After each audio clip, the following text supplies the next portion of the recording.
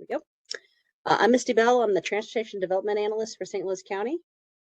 Glenn Henninger, our Assistant Division Manager for Transportation and Public Works, is going to kick us off talking about federal grant opportunities. Glenn? Well, it helps if I unmute. So, you all get to listen to me for the majority of most of these meetings. I apologize for that. We kick off with our federal grant opportunities, as Misty said.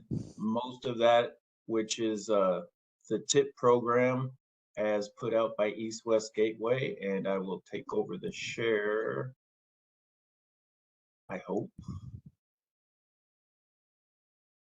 Okay. Can everybody see my screen? Yep. All right. So this is about the time of the year that East West Gateway comes out with staff recommendations after applications are submitted in February. County submitted 8 applications, and unfortunately, competition was very stiff this year. We only received 3 projects.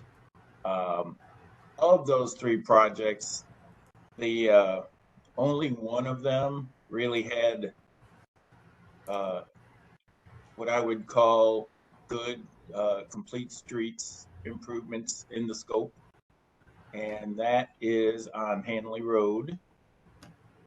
We've been trying for a few decades now, just north of Manchester, in the area of the Maplewood Metrolink station, to improve the pedestrian experience, especially between the Metrolink station and Goodwill, which is right here south of Litzinger.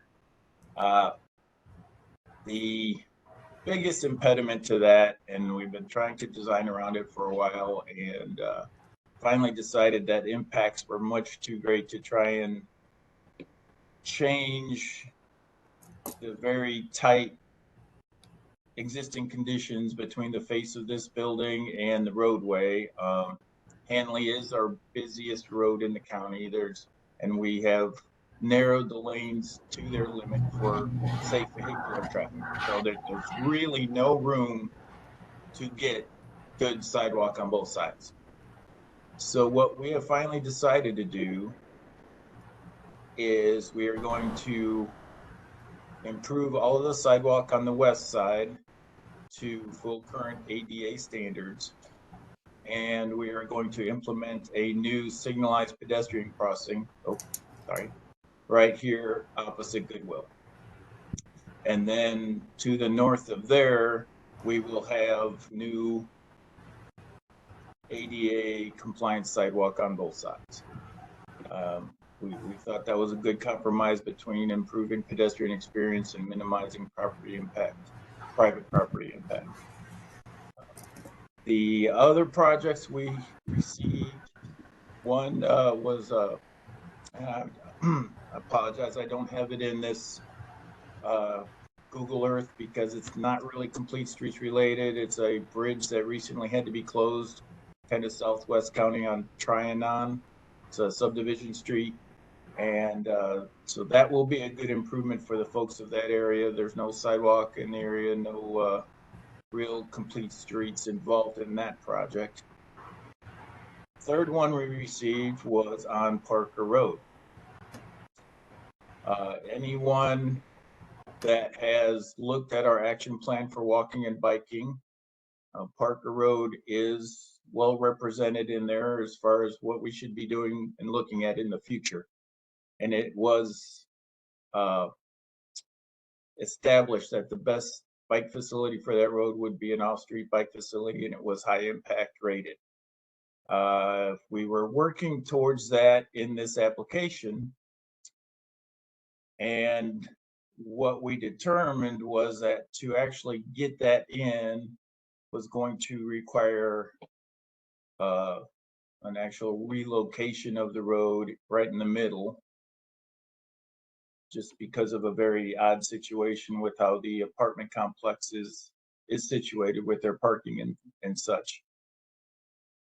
We were going to still try and implement that with a crossing and just cross the bike path to the north side of the road.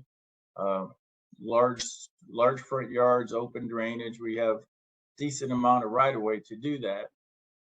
During our investigation into that potential, Great Rivers Greenway, I'm sure they're on the call and can hopefully partner with us in the future on a bike path, because what we ended up doing was submitting just for a basic road maintenance project.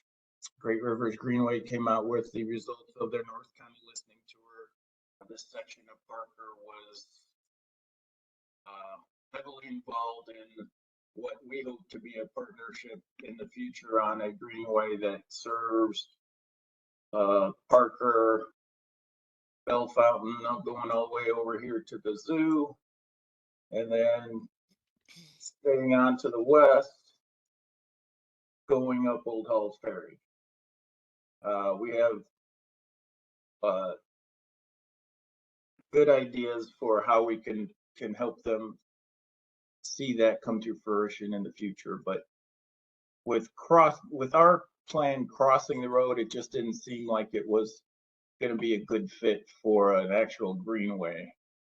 So we decided to punt on the pedestrian bike improvements, and the pavement just couldn't wait. Other than that, we did submit 2 applications under TAP. That's the Transportation Alternatives. One of those was on Weber Road,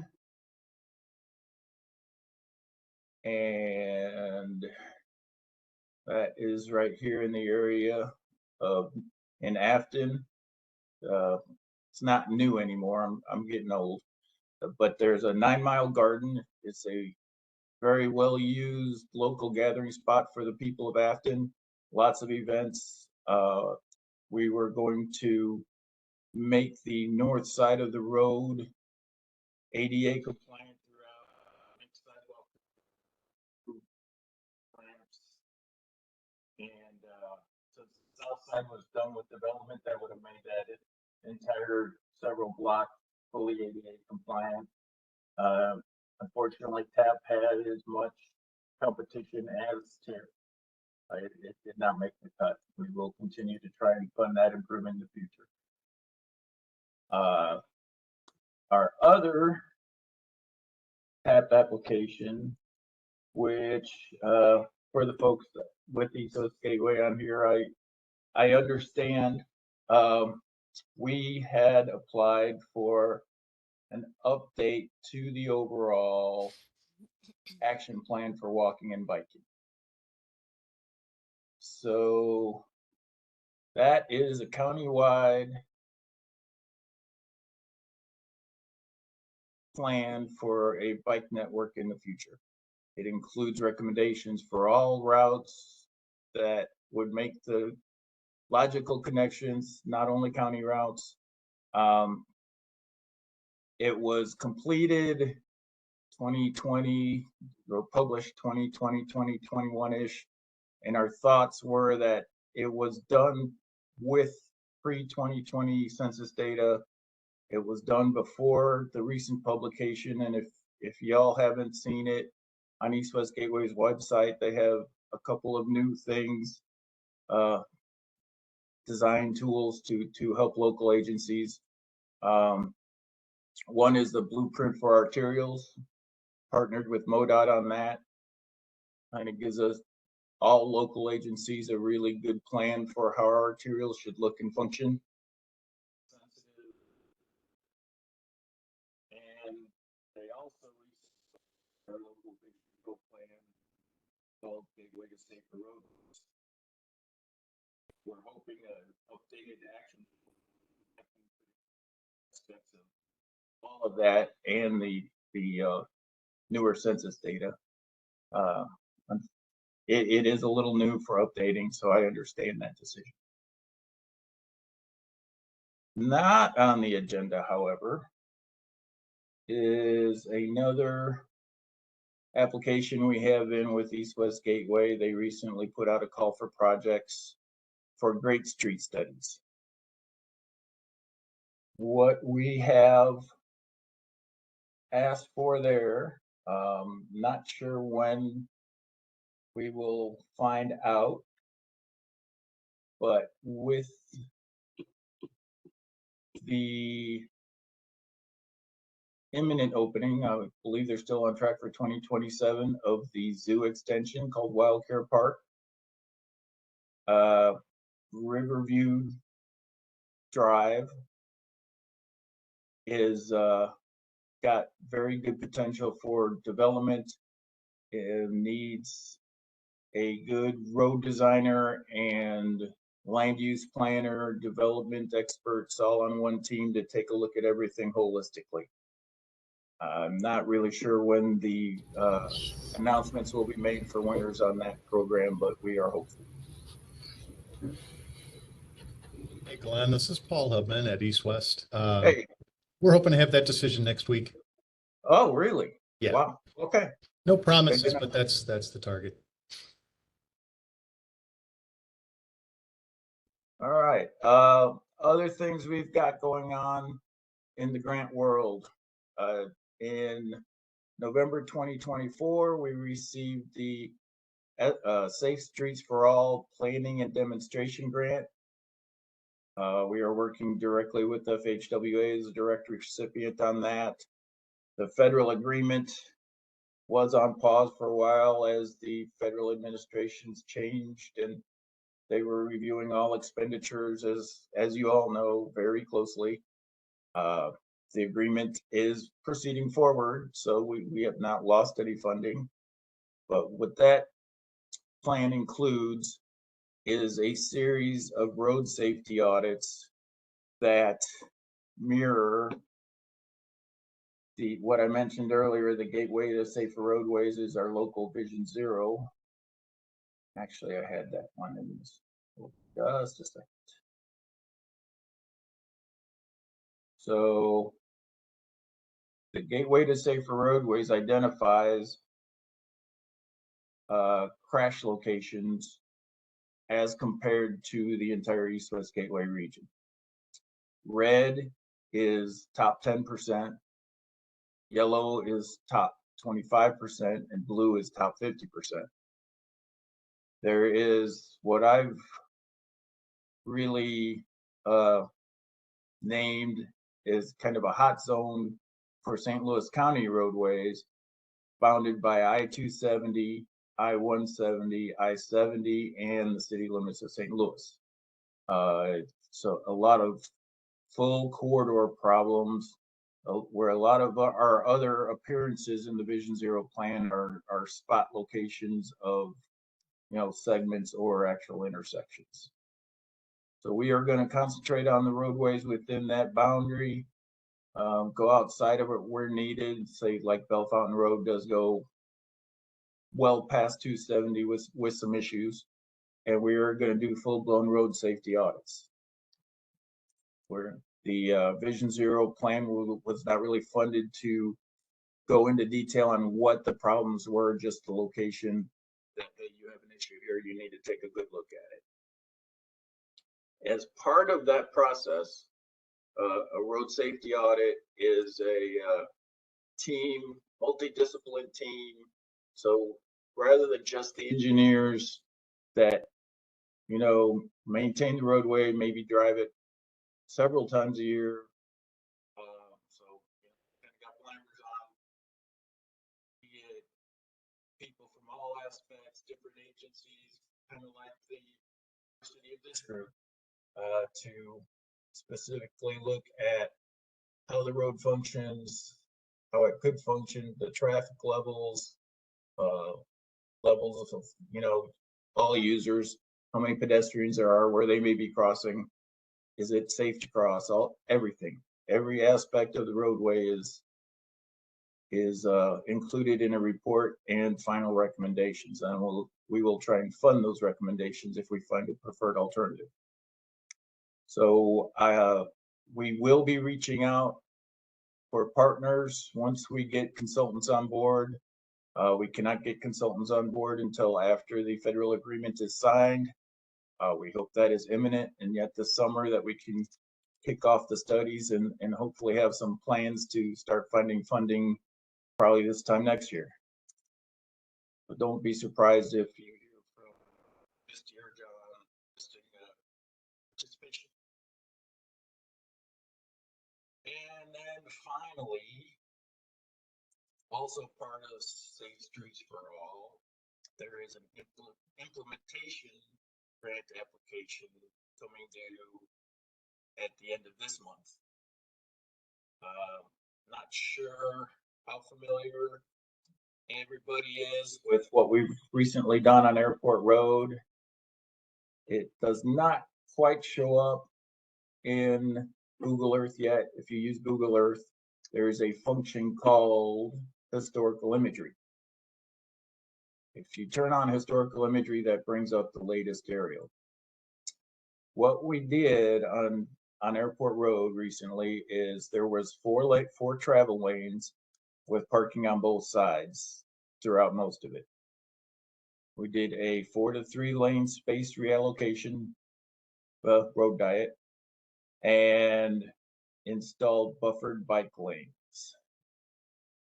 What we are currently doing with another TAP application is we are going to be putting physical features in those buffered areas to create more safety for the bikers.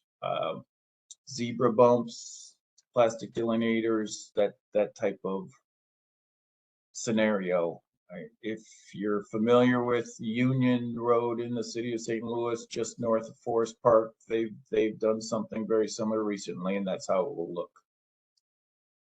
Our current SS4A application is going to take that treatment to the east. It currently ends between the railroad and Florissant Avenue. It's going to take that treatment all the way east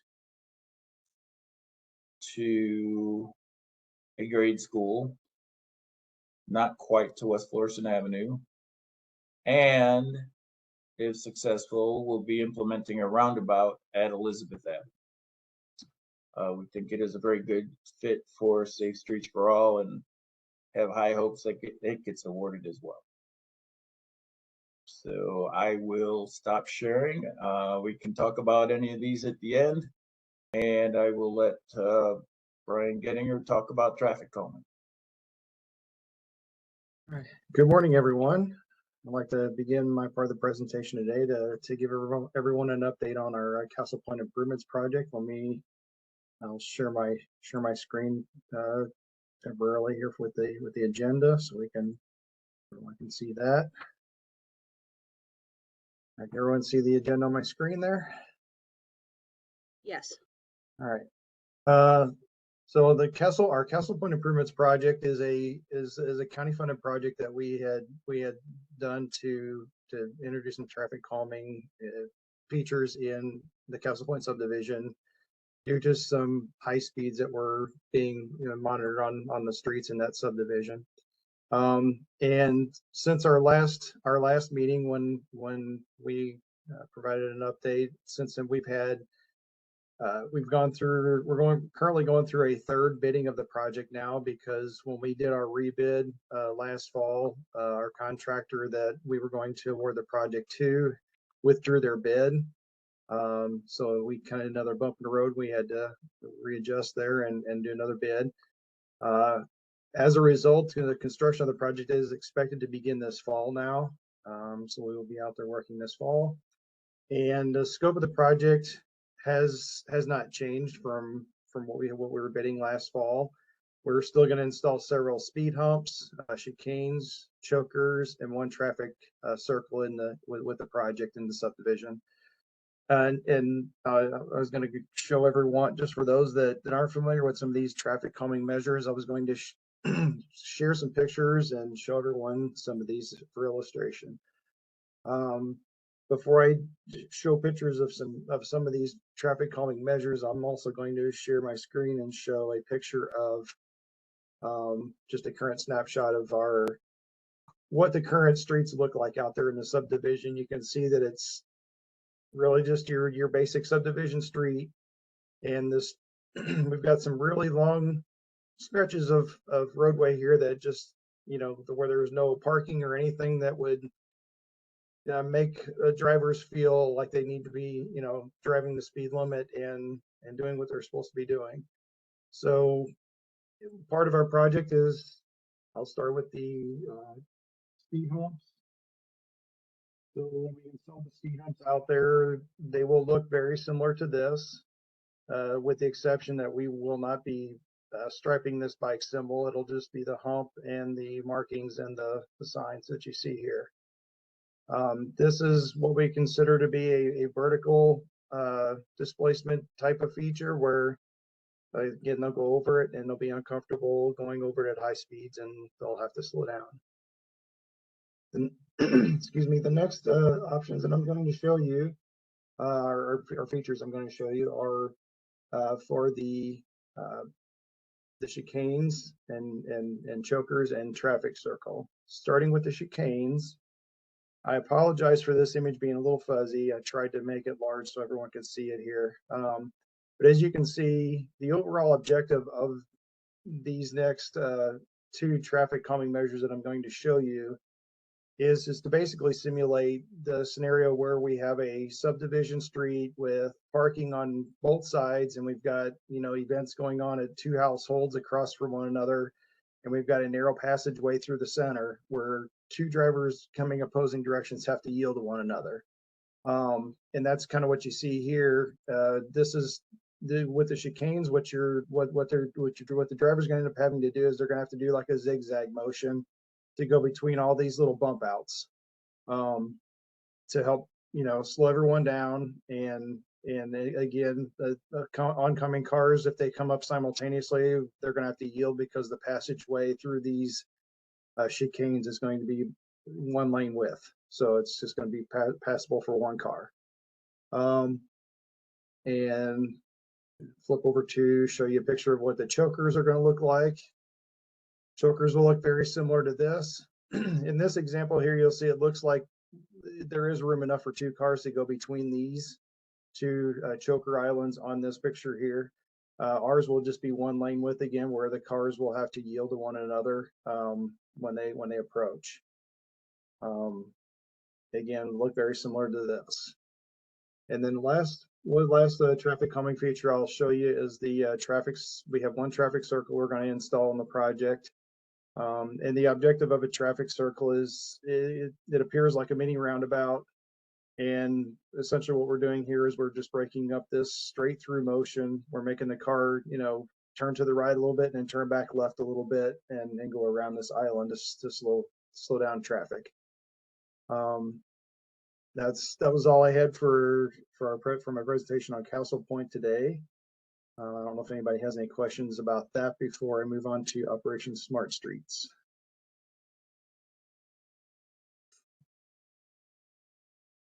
Nobody has any questions, I'll move on to the Operation Smart Streets segment of our presentation today. Operation Smart Streets, if you recall, in our last meeting, Ryan Pierce made a very good presentation on our Operation Smart Streets project that we have going on.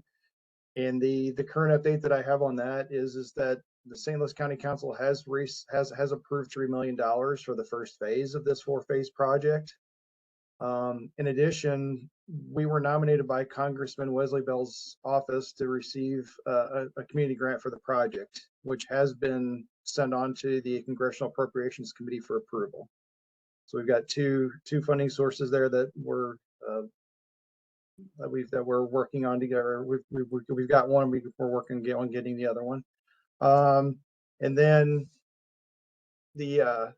as far as the overall project, if you'll recall, it was to install signal preemption and roadside units countywide over the next 5 years. And we do have the link at the end of the agenda here that you can go to find out more information on the Operation Smart Streets project if you'd like to research that more. If there's any questions on that, I'll take those two real quick, and then I'll hand it off to John Shrewsbury. I'd just like to add that if we are successful with Congressman Bell's efforts, that it will greatly speed up the implementation. We can do it all in one large chunk, and we can reduce that 5 years to 2 years. So we can have a county-wide program implemented much quicker. Fingers crossed. Hey guys, there is a question in the chat about how much community education and engagement will be done in Castle Point before finalization of the project. So we, I can take that on. Okay. So we did that prior to final plans, but before we ever went out to bid and got a contractor on board, we had at least 2, if not 3 meetings in the community, showed them the options, showed them what we thought were the correct locations based on the data. They suggested some alternative locations that, you know, it really wouldn't do any good here. You should put this chicane there, that kind of thing. And we also had a demonstration on one of the long blocks that Brian showed very early on, showing them what it would look like, where we simulated.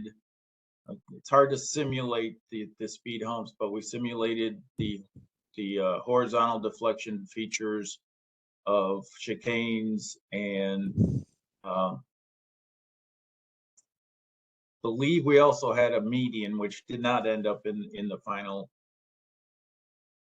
plans. Wait, we do have some medians in the final plans, don't we, Brian? yes, we do. Yeah.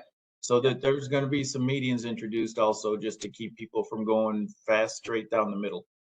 That just gives them that the road is tighter than you think feeling. But yeah, we took care of all of that before we ever even got a contractor on board. There's also a question around sidewalks on Castle Point. Are there, do we have any update around sidewalks? Unfortunately,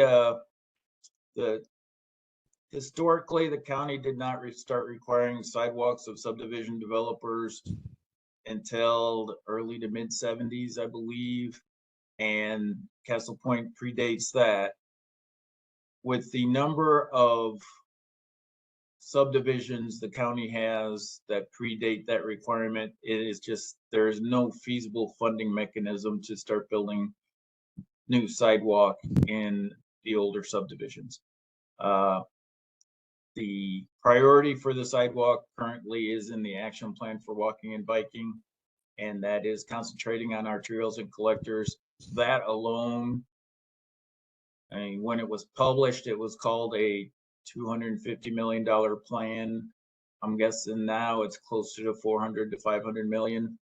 So just the feasibility and funding mechanism required to put new sidewalk in older subdivisions, it's just not, it's not there right now until somebody makes it a priority and funds it. Thank you, Glenn, for answering those questions. And for anybody else who has questions, please put them in the chat. John, if we could please move on to the rectangular rapid flashing. Oh, I'm sorry. I had my hand up. So you want me to put it in the chat? I'm sorry. No, I just didn't see that your hand was up on the screen. My bad. Please Okay, ask your question. no worries. This question is for Glenn. Sorry, you were fading in and out a lot, so I might have missed the details on Airport Chambers Road. But I was curious, you said putting a roundabout at Elizabeth? Yes. And then Griffith Elementary was the site of a fatality many years ago when TrailNet was working with that school after that fatality. I wondered, is there anything to slow down traffic heading toward Elizabeth from the side where Griffith is, or that intersection?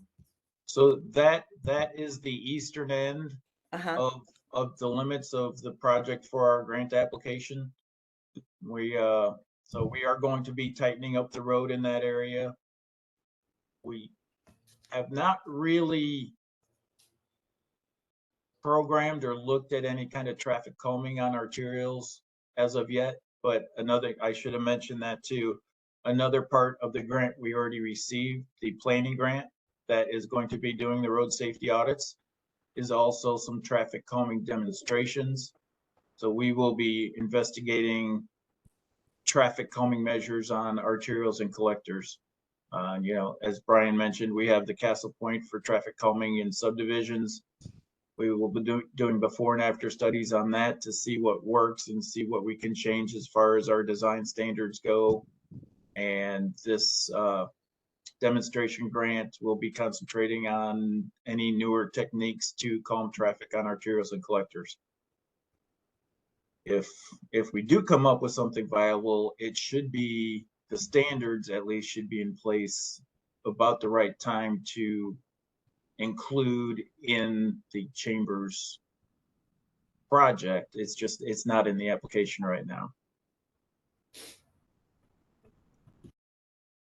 Glenn, we have another question. Are there any planning studies St. Louis County is going to perform and apply the blueprint for arterials and document using the resource? Well, I do know that the blueprint for arterials will be looked at with each individual project. As far as a global look at the county, we were really hoping to get that into the action plan for walking and biking refresh whenever we can fund that for more of a global look. Okay. So we are definitely aware of its existence. We were included in the preparation and are very on board with seeing it through for the whole region. And then also, will the Safe Streets Roads for All funded RSAs include public involvement? Oh, that will be very, very heavily part of the consultant RFQ. You know, they will have to have a specific team that is geared towards public involvement, somebody with the expertise. And something else I should have mentioned in that, I mentioned the area I called the hot zone.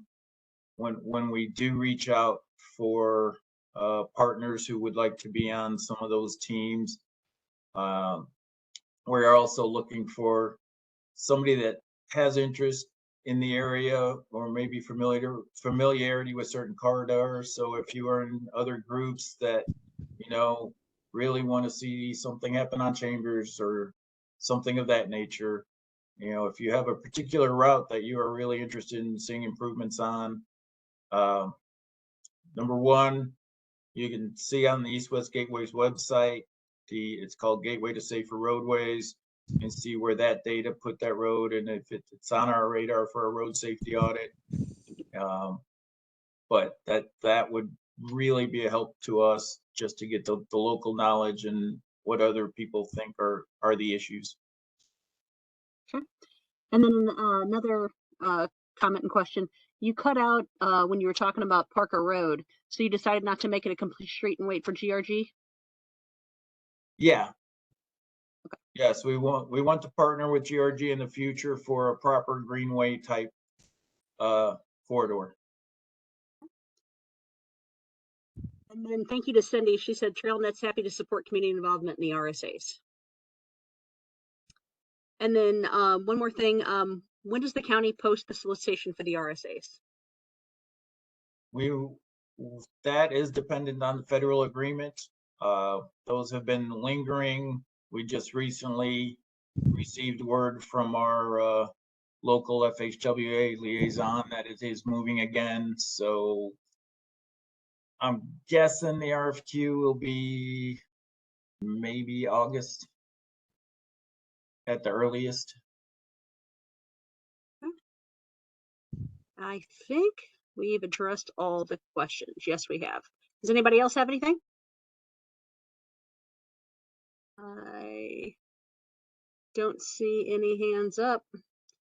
All right, no more questions for now. John, please move on to the RFP discussion.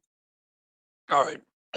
Thank you, Misty. Real quick, we did receive some council approval of using money, $1 million of the NFL Rams money to install some are the rectangular rapid flashing beacons. I don't know if you're familiar with those. I would like to show you a quick little video in case you're not, that gives you an idea what the rectangular rapid flashing beacon is. In general, a safe place for pedestrians to cross the road is at a well-marked, controlled location, often at an intersection. John, you're not sharing. 74% of pedestrian fatalities occur. Thank you, thank you. I'm ready to bring that up. Thank you. At mid-block location.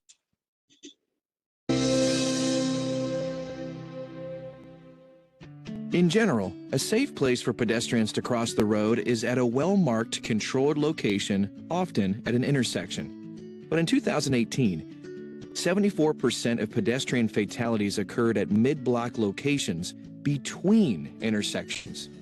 So, how do we reduce fatalities at these locations and provide safe transportation for every pedestrian? Rectangular rapid flashing beacons, or RRFBs, can be an effective option. Driver yielding rates vary by location, but RRFBs can reduce pedestrian crashes by up to 47%. A rectangular rapid flashing beacon is a pedestrian actuated device with yellow rectangular flashing lights to help bring attention to a pedestrian using an uncontrolled marked crosswalk. The goal is to alert drivers that a pedestrian is attempting to cross the street. The main reason it enhances safety is by increasing the visibility of the pedestrian. And when motorists yield, then typically we see a lot fewer pedestrian crashes, which is the whole reason that we do the crosswalk as well as the rapid flashing beacon. RRFBs can improve driver yielding rates, which results in a safer crossing for pedestrians. They are most effective when installed in line with existing pedestrian travel behavior. It's at a mid-block location, and we've found success in being able to provide safety treatments at the locations where the pedestrians are already crossing. For maximum safety, RRFBs should be used in combination with other low-cost safety treatments. We typically deploy them with other enhancements to increase visibility. So additional signing, we'll do additional pavement marking, such as an advanced yield marking or advanced stop marking, as well as a pedestrian refuge island if the location calls for it. Additional enforcement or education is often part of that as well. We've also found, if possible, to install street lighting at the curb sides of the approach and departure sides for the pedestrian, and it just adds, again, additional guidance so that pedestrians can be seen. RRFBs offer a flexible, effective tool to enhance pedestrian safety. So the RRFB being relatively cheap, being relatively easy to install, easy to maintain, low cost, little if any right-of-way or utility adjustments are normally required. So it's a treatment that can be delivered very quickly and to fill that need. Contact FHWA for more information on using RRFBs and other measures to provide safe transportation for every pedestrian. So yeah, nice little video there. Gives you more information in case you were not familiar with those. But there's a few of them out there. I know they've been put into operation in the cities of De Pere and Kirkwood, for instance. And we've looked at several dozens of locations where we have a school or our park entrance, a mid-block type crossing where there is a crosswalk, but they would benefit from having these RRFB devices. So those will be vetted out a little more thoroughly, and we can begin now programming our bidding out work to get those installed. So anyone have any questions on that? It's not a new device, but something we now are able to put out there for the safety of the public. And that's about it for our presentation today. If there is anything else, we can open it up for general discussion. Hey, John, sorry Sorry, Cindy, I was just getting ready to mention what you put in the chat. Go ahead if you'd like to. Yeah, so we've shared with you all the TrailNet crash report, and we would love to get more data to support doing like a before and after profile on this infrastructure that you're putting in. So I was like, who'd be the best person to coordinate with as we gather data and try and profile some of these changes in the future?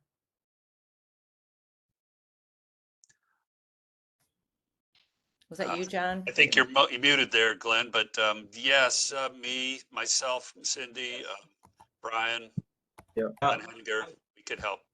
I would say go ahead and consider John your single source, and he can communicate with the rest of the county.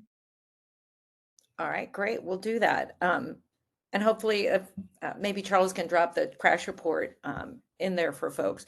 But the intersection we were concerned a little bit, you know, is the Halls Ferry intersection. Is there? Did I miss? Is there any plans there going on that you have any updates on? Halls Ferry intersection with New Halls Ferry and New Halls Ferry intersection. Oh, that's way up north there. You're talking where we currently have a project on Old Halls Ferry near there. Mm-hmm. Are you talking about way up north, Shackelford? What do I see? New Halls Ferry near Dunn Road. I think that, Okay. is that part That of was, it MoDOT was one of the safety high project? crash intersections. Go ahead, Adam. Is that part of MoDOT's safety design build project, I think, maybe? Oh, I see something from MoDOT. Yeah. Yeah, Sean just posted in the chat. MoDOT Oh. has a project. Okay, I didn't know if you saw that. All New right. Halls Ferry, north of Well, Chesapeake, connected with it. yeah, it was for the county. It was one of the highest crash fatality areas for pedestrians. So I should Do you probably wanna- chime in if Yeah. that's okay. yeah, great. Thanks, Sean. Yeah, just so everybody knows what I had shown on Google Earth as far as the Gateway to Safer Roadways data, that was whittled down to the county roads that are involved in that data. So it did not show the MoDOT roads. I'm sure that was read in that as well. It's just with their roads and our roads, it was really hard to pick out where our areas were. So we whittled it down to our roads for the KMZ, which is a Google Earth file if anybody's not familiar with Google Earth. Glenn, you're cutting out a little bit. I hear that. I'm gonna have to have my microphone checked. I've heard that a couple times, and I apologize to everybody. Right. So MoDOT is currently going through the hiring process for and will this summer for 5 studies to apply the blueprint for arterials. And one of them is Route AC, New Halls Ferry to us, north of 270. None of these have committed funds for resurfacing or safety at this time, but those planning conceptual level studies should give us, I take that back. Actually, AC does have resurfacing money, but it doesn't have safety funds yet. Sorry, the other 3 aren't programmed. But the conceptual study will give MoDOT what things could be funded with safety funds, because there are, you could say, floating safety funds for Route AC. They're not committed to any one solution yet, for a few million in I think it's about 2 years out.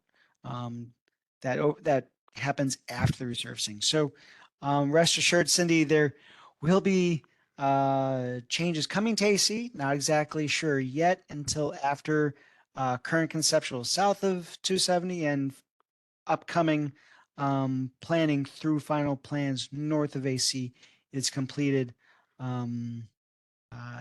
next year. Thanks. I always think of the county as just all county, and I'm not so great at remembering whose road is whose, but I think these are important updates because we all care about folks in the county, and thanks for that. Yeah. Other than the outer roads, the easiest way to remember is if it's got a letter or number associated with it, it's usually MoDOT. You know, New Halls Ferry's AC, Page is D, or 340, depending on where you're at, that kind of thing.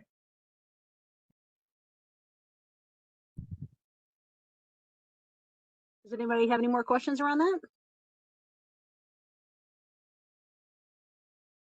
Okay. Now it's time for our open discussion portion. Is there anything we didn't discuss that anyone would like to bring up for discussion?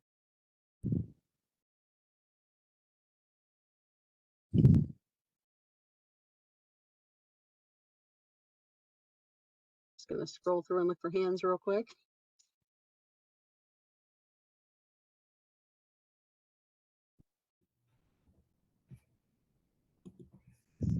All right, I don't I see. guess I'll ask a question. Please. And maybe it's a little bit out of the transportation's jurisdiction, but is the county looking at automated enforcement at all?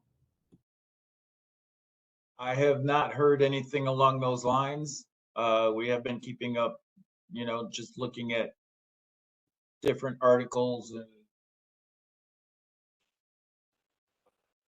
Glad your audio just cut out. notifications of other jurisdictions we've seen. I have not seen anything that the county is headed in that direction.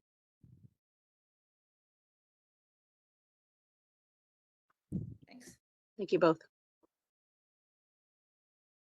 Any more questions, comments?